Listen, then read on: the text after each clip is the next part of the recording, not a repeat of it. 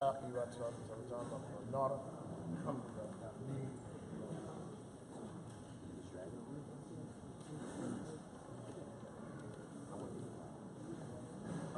alaikum.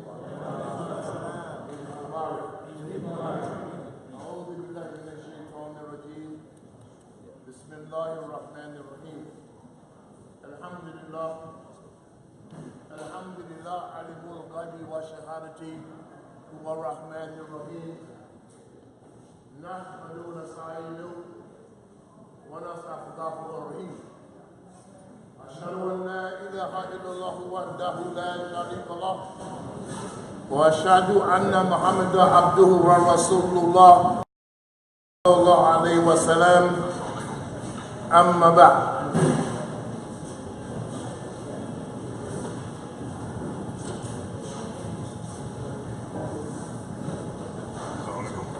First and foremost, I seek refuge with Allah from Shaitan or the accursed devil,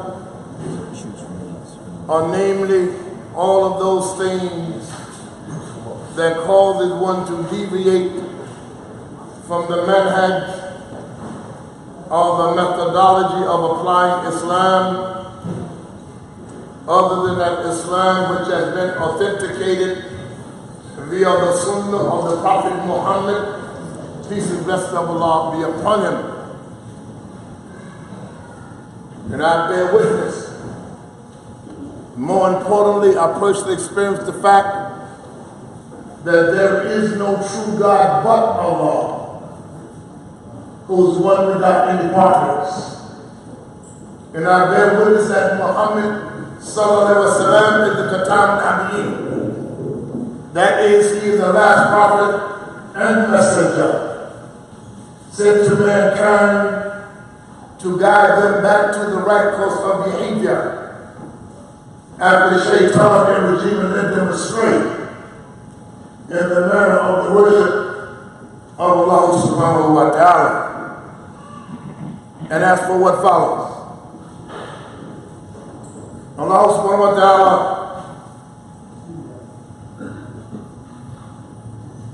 states to us in the Quran, يا أيها الذين آمنوا ملاكم إذا كلالكم فيروا في سبيل الله فلا قلتم إلى الأرض أردتم بحياة الدنيا من الآخرة فما متاع الحياة الدنيا في الآخرة إلا القلوب. That is, O you who believe, what is the matter with you that when you are asked to go forth in the cause of Allah, you cling heavily to the earth? Do you prefer the life of this world as opposed to the hereafter? That is Jannah. But little is the comfort of this hayat dunya as compared with the eternal blessings of achieving Jannah. I want to not apologize, but I want to set the tone for this. And the tone that I want to set for this is that Islam is not meant to fit in. Islam is meant to transform. Islam is not meant to fit into anybody's narrow-minded narrative or anybody's society. It is meant to transform society. So now if you are, I'm prefacing that now so that you can leave now if you think you're going to get a little afraid. But that's where I'm going. I want to start this conversation off by giving preference, a deference to Sheikh Imam Dawood Rahimahullah Ta'ala, one of our elders. Sheikh Abdul, one of our elders. Sheikh Tawfiq, one of our elders. Sheikh Imam Muhammad, may Allah forgive all of their shortcomings and grant them Jannah. But I tell you this here, you can't rest on their laws. You cannot rest on their laws. Brothers and sisters, we have to put in some work. And furthermore, you cannot use these brothers or the elders to keep us divided. Because that's what we do. I follow Sheikh Dawood. I follow Sheikh Abdul. I follow Sheikh Tawfiq. I follow Imam Muhammad. So we all get off in our own little inconsequential rooms and do nothing. And do absolutely nothing. Allah says about them, that was a people that are passed away. They shall reap the fruit of what they did. And you are what you do, what we do. And of their merits, there's no question in our case. So I'm saying this to say, it is time for us to stop using these struggles to divide ourselves. So subsequently, we don't work together. We don't produce anything. And we look and we see people are building up around and over enough us, and we are stuck in quicksand. And we are stuck in quicksand. But the judgment of Allah is upon us. The judgment of Allah is upon us. We find ourselves fighting struggles that our ancestors have already been victorious in. And they have turned the clock back. We got an immoral moron calling shots. Immoral, because morality is the key. So I want to briefly, and I don't know how much time I got, so somebody better tell me. Sorry, how long we got? You know, because I'm an old country Baptist preacher, I'll be here all day.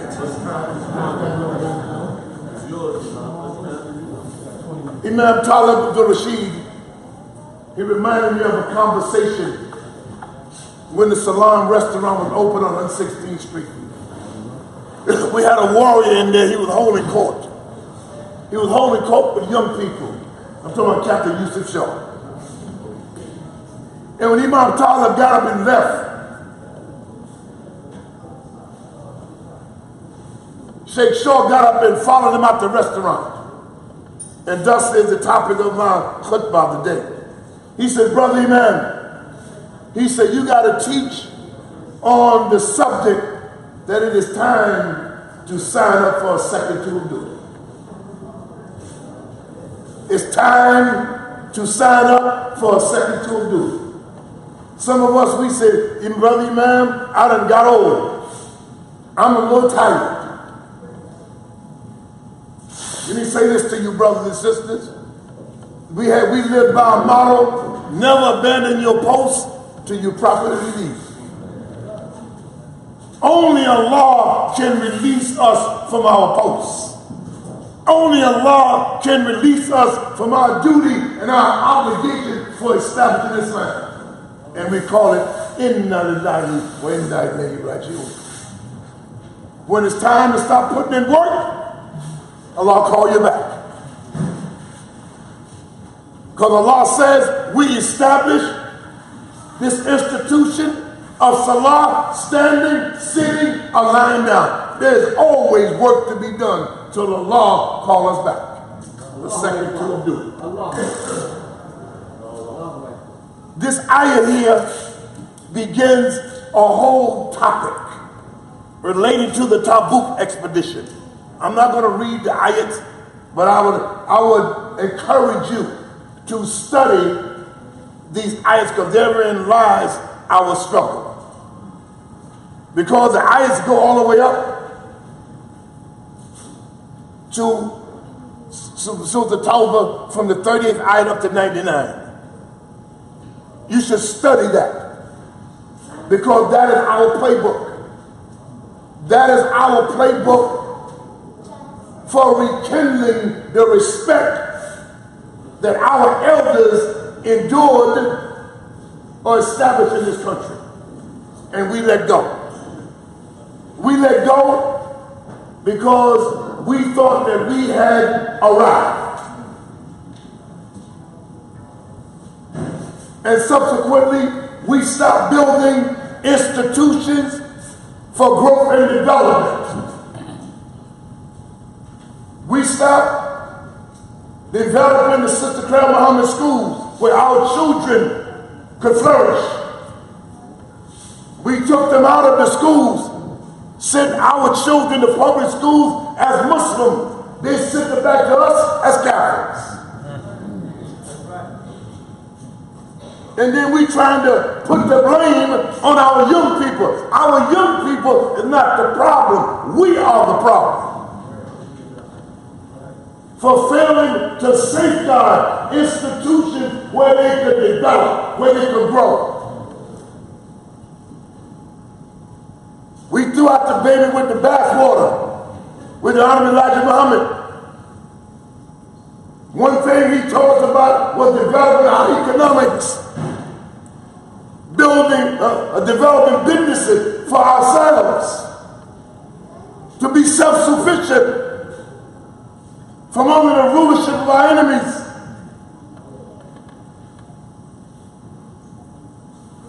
Because we abandoned our posts. We abandoned our posts. But it is time, brothers and sisters. See, one thing about the shaitan and the shayateens is waiting for the opportunity to make our foot slip from the path. Let me define it for you.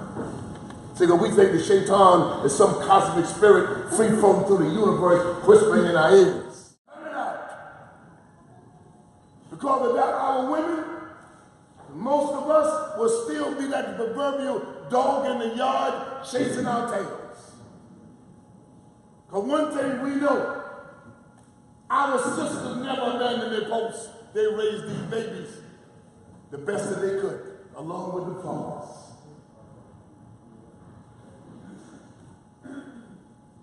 A second duty is to reestablish leadership in the land. And I know there's some of us who still go on cruises, but be careful. 500 years ago, we got on a boat, you ain't get back home. I don't think you got 500 years left. So you better establish Islam right here, right now.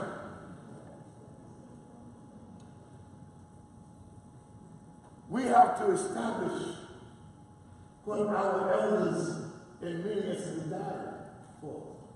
For that little cotton picker in South Carolina, working in a field with no air conditioning from sun to sundown, who made dua, say, Lord, free my people. And look at you. How they lack us now. How they lack us now. So therefore, for those of us who are not impregnated with the Messiah syndrome complex, meaning those of us who are not looking for somebody to come from somewhere and do for us what we are thoroughly qualified to do. Because that's a trick too. Because we living out now COINTELPRO. You hear people speak about immigrants. The immigrants ain't never did a damn thing in America. I mean. And I'm saying, I'm telling you that. So let's stop the conversation now. The immigrants are benefiting from the struggles of the African slave in America. And they only use the trick gnosis of words so that they can deny our contributions. Amen. So don't feed into certain things. And if our brothers, alhamdulillah, by the grace of Allah, come here, you should not come and stand apart from the community. You should be a part of the community. Because we see that. And you couldn't be in that much of a superior position because you're here. And it means, in a sense, you're here because you were running from Islam. You didn't come in to establish. Islam was already established when you got here. Act like it. Act like it. I can go back and some of the elders sitting back there know what I'm talking about. I can remember when there were certain immigrant brothers who wanted to establish Juma on Sunday because they didn't want to offend the Christians. I remember that. I'm not as young as I look.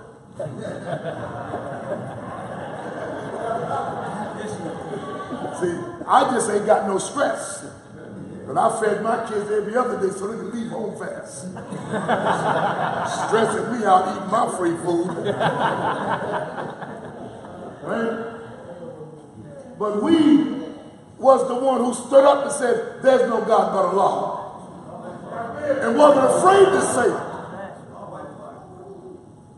You know, it's a brother like Maceo Aziz, Raymond Atala, who went into a Klans meeting and said there's no God but Allah.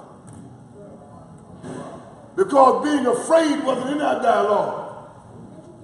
You hear people running around talking about, I'm scared. Scared of what? I'm afraid. Afraid of what? And then, brothers and sisters, alhamdulillah, and Imam Muhammad and Sheikh Tawfiq and all them, learn the language, learn the tajweed. But it ain't about the tajweed. Because if it was about the Arabic, you'd be in charge anyway. It's about the establishment of Islam. We got to get back on posts. We got to reestablish ourselves, reestablish our communities, reestablish the moral respect that we had in our communities. Because Islam, and in fact, I was in a conversation the other day, we have to stop allowing other people to define the meaning of Islam for us. We have to stop that. Our people are not Catholics. They may not be practitioners of Islam, but don't call our people Catholics, because they're not. And in fact, when you call somebody a Catholic, you have just engaged in shirk because you are claiming knowledge of the Bill Guide, knowledge of the unseen. You are saying how that person is going to die and how they're going to be resurrected. And you ain't got it. And this is what we see today. So they might be, because they are by definition Muslim, but you have Muslims who practice Christianity and everything else. But the rule of thumb is treat everybody like they're Muslim, and you can't go wrong. And you can't go wrong. Because you have some of us, I call us the Jehovah's Witness Muslims. You know who you are. Some idiot done told you can't make dua for your mother or she ain't take you out. You stupid.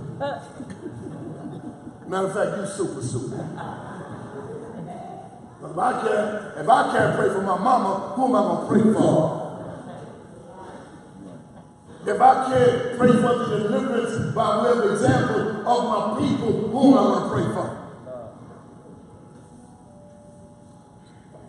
A second to duty. Brothers and sisters, Imam Minkum, we'll talk about leadership right quick.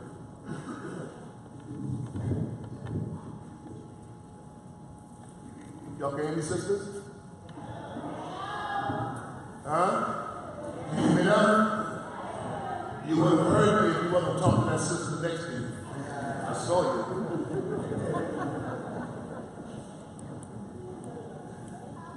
We'll talk about leadership right quick. Imam Minkum. Brothers and sisters, Imam Minkum means leadership from among the living.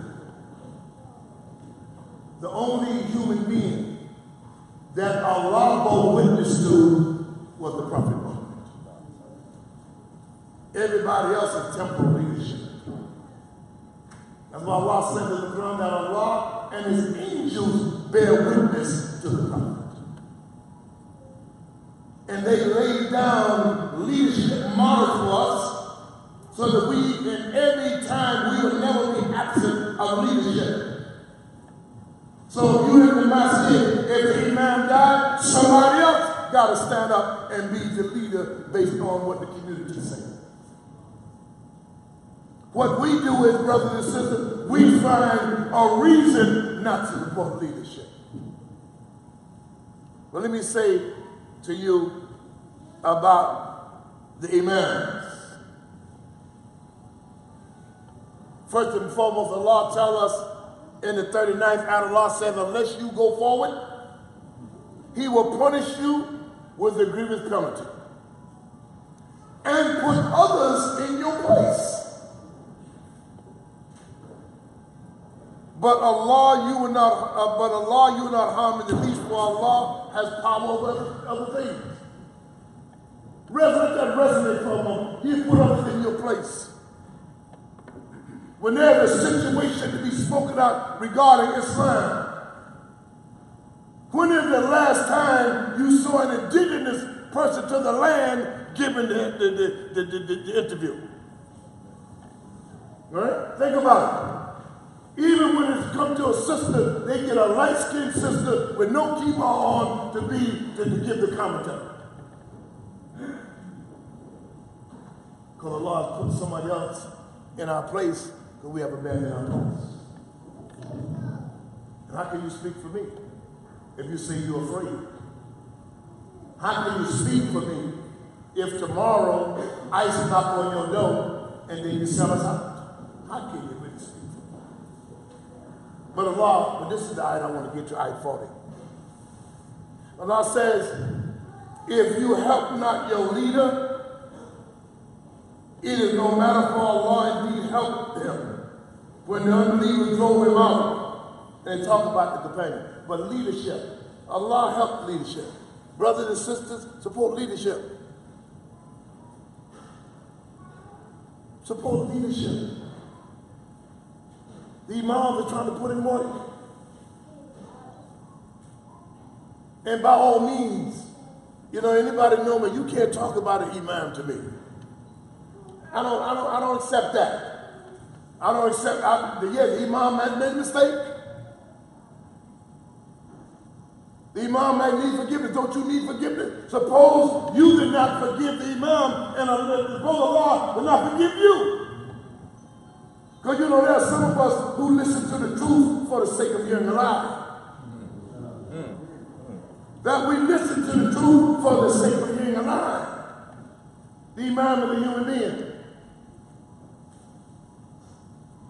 What did the Prophet say? He said that when the imam says Ameen, and the imam says Ameen and didn't make a mistake, you say Ameen. When the imam makes a mistake, what do you say? SubhanAllah. Sisters, hey, stupid, you made a mistake. Rectify that. Because the imam ain't God. The imam is a human being trying to seek forgiveness and trying to get to Jannah just like you. So we have to develop a healthy relationship with the imam. Allah said, Ya ayyuhalladhina amanu, ati'u Allah, obey Allah. Ati'u Rasulullah, and obey the messenger of Allah. Ati'u, that's unconditional. Kalas. And then he said, wa ulil amri minkum. So if the imam is striving under Ati'u Allah and Ati'u Rasulullah to the best of their ability, support them. And if they forget, remind them. But never abandon your support of them. Never abandon your support of them. I've heard people, you'll make excuses for murderers in Muslim countries. But your brother and sister, you will beat them down. You'll beat them down. They're striving just like you. Faith rises and falls. Brother and sister make a mistake. Again, Captain Yusuf Shaw remind us. He said, never abandon a soldier. He said, if a soldier get injured, clean him up and get him back into the fight. Get him back into the fight. Learn how to have a healthy love for one another. A healthy love for one another. Don't abandon support of leadership. Those of you, and I'm going to say this, and you might be angry. I was talking to Brother Tariq when I came in. You might be angry with me, and it's okay because you ain't paying my rent. I got a good pension. For those of you, some of y'all say that y'all follow the leadership Imam words Imam, but yet you won't support Imam Pasha. Shame on y'all. Shame on y'all. Islam is not meant to make salah. It is meant to establish it. The brother trying to do some good. The brother trying to do some good. He may have made some mistakes, but so did you. But so did you. How many salah, how many days, brothers and sisters, have you not made 5 salah? That's the ultimate mistake. Suppose Allah didn't forgive you. Because the only thing that separates the believer from the kuffar is what? Salah. We got to learn, a sister taught me that, she said we got to learn how to forgive and be forgiven of one another. Make dua for each other. Make dua for each other. Sign up. It's time. It's time to sign up for a second tour of duty. And for those of us who are willing to do it as our elders who came before us did it. This is our mantra. Allah says, for those old folk now, older than me, some of y'all are older than me, right, Imam Talib? Don't you lie, Imam, I know you from North Carolina.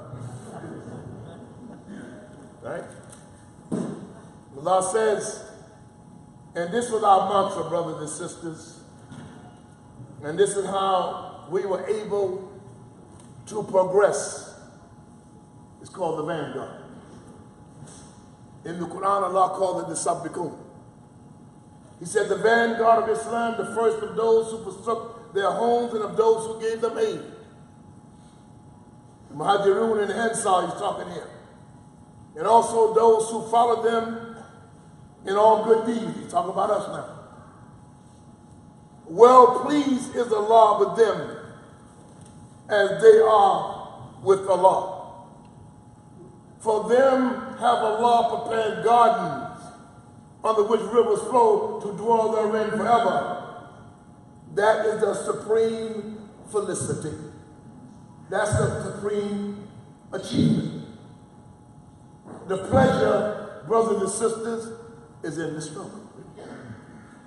The pleasure itself is in the struggle. Because those who are in the struggle, Allah says, and strive as in a race to all that is good.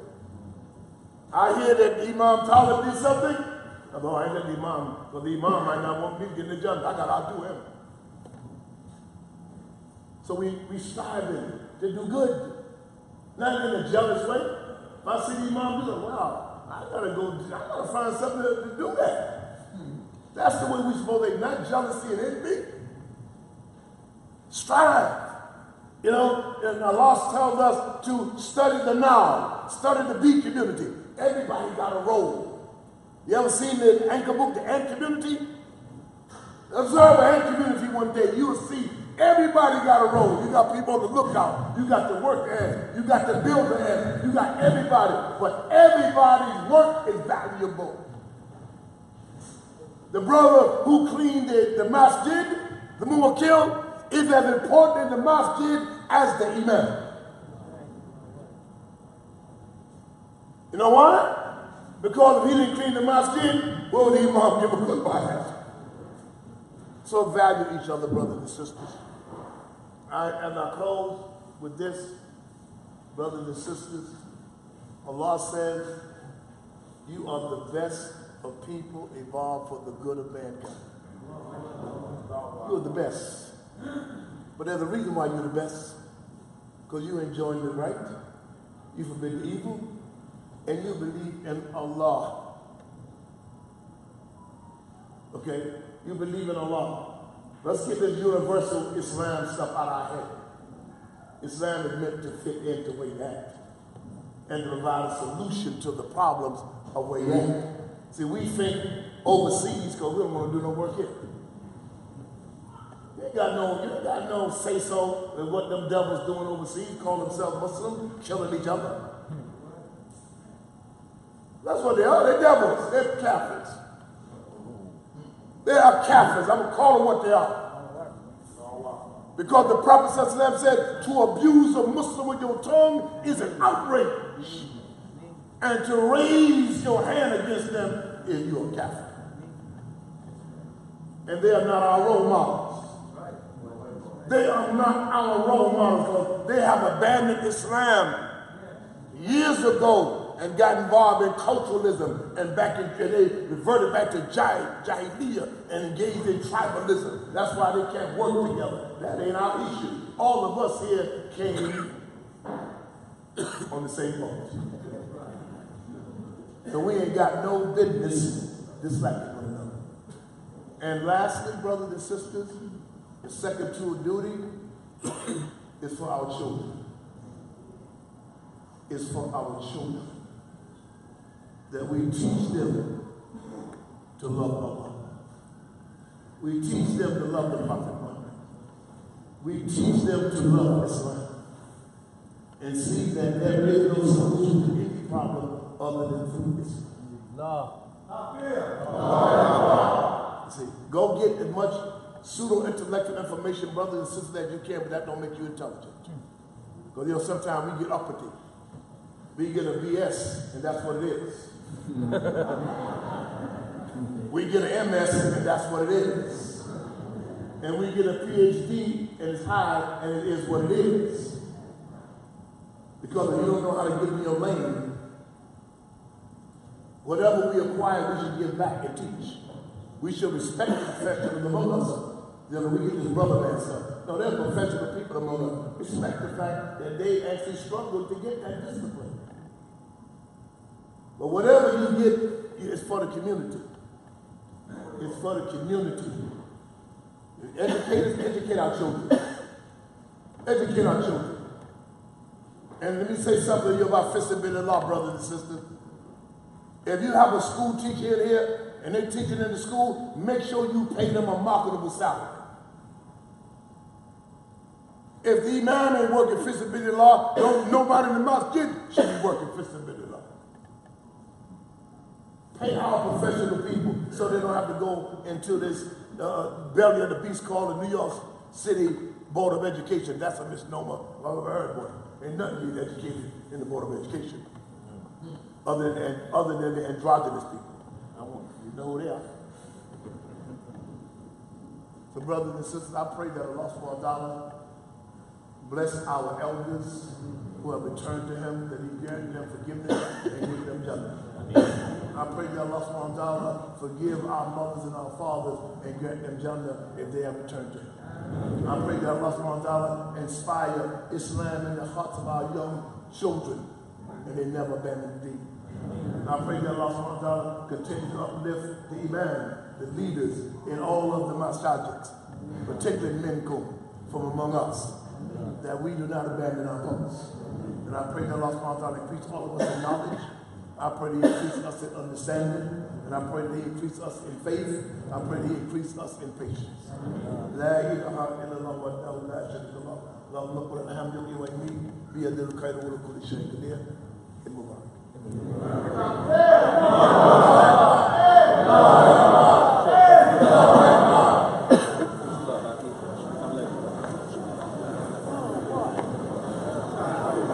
Sir, what's going on? What's going on, old folks? Country boy. Country boy. I'm from South Carolina. Country. Yes, sir, brother.